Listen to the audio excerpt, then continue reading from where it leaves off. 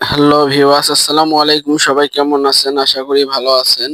আজকে আপনাদের সাথে আমি শেয়ার করব আমাদের ক্ষেতের মধ্যে লাউ আছে অনেকগুলা, সেগুলা দেখব কয়টা লাউ আছে।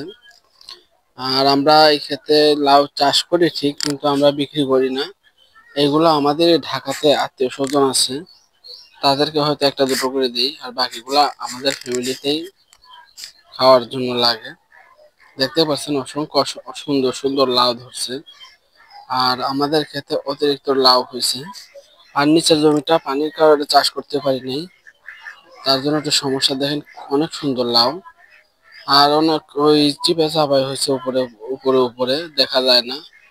ওই দেখেন আটকে গেছে, এখানে দুইটা আছে।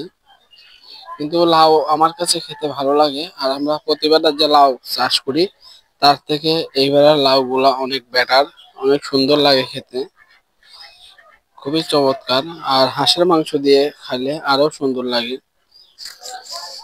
আর দেখতে পাচ্ছি অনেকগুলো লাউ খাওয়ার উপযোগী হয়ে গেছে, সেগুলো আমি কালকে পেরে আমাদের যে ঢাকাতে আত্মীয় স্বজন আছে তাদের বাড়িতে একটা একটা করে পাঠিয়ে দেওয়া হবে।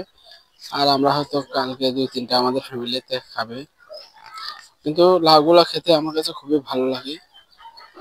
আর দেখতে পাচ্ছেন আমাদের নিচে অনেক পানি, চারপাশে মাটি ফেলার কারণে আমাদের যে ক্ষেতের জমিটা আছে সেখানে পানিগুলো আর নামতে পারে না এদিক ওইদিকে, তার জন্য সমস্যা হয়ে গেছে।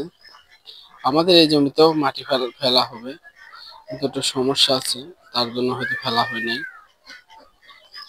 অনেক সুন্দর লাউ, এগুলো কালকে না কাটলে পরবর্তীতে আর খাওয়া যাবে না। বন্ধুরা, আর আমাদের চ্যানেলটা লাইক দিয়ে সাবস্ক্রাইব করে আমাদের পাশে থাকবেন, যাতে আপনাদের নতুন নতুন ভিডিও উপহার দিতে পারি।